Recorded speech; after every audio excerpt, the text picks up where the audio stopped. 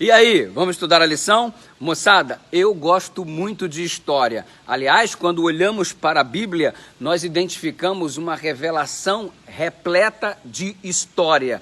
Por exemplo, a presença do reino da Babilônia, a presença do reino da Medopérsia, Grécia, Roma, seus respectivos períodos, Babilônia do ano 605 até o ano 539, o Império da Medopérsia do ano 539 até 331, os gregos de 331 até 168, Roma de 168 a.C.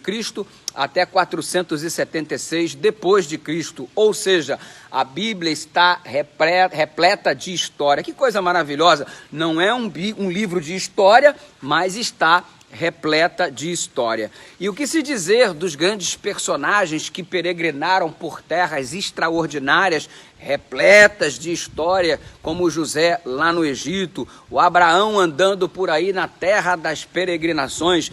Diante de toda essa perspectiva histórica, não dá para deixar de ressaltar o seguinte: o homem que dividiu a história ao meio, o homem que ao mesmo tempo era ser humano e ao mesmo tempo era Deus, o homem divino, mas também humano, Jesus Cristo, a piedade encarnada. Ele rachou a história no meio, o que era antes dele e o que foi depois dele. Ei, esse personagem realmente é o mais relevante de todos. E entre outros motivos, ele é um dos poucos que experimentou a ressurreição.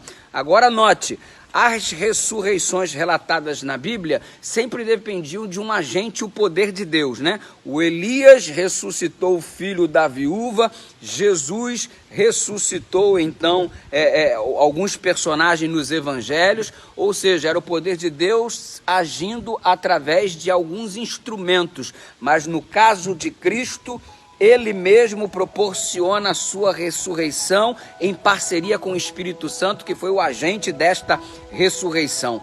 Extraordinário. Aliás, o apóstolo Paulo dedica um tempo bacana aqui na carta aos Coríntios, do capítulo 15, do versículo 3 a 5 e também do versículo 51 até 55, falando sobre a ressurreição. Que personagem na história possui as atribuições de Jesus Cristo?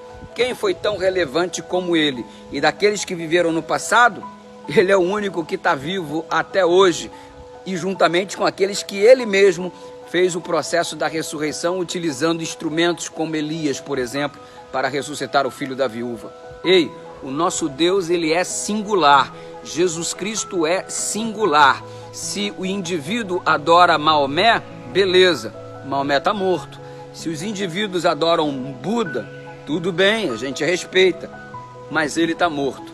Nós adoramos um Deus que vive e vive para todo sempre, porque ele é eterno. Bendito seja o nome do Senhor, que dividiu a história do mundo em duas partes e que também tem a capacidade de dividir a nossa vida ao meio.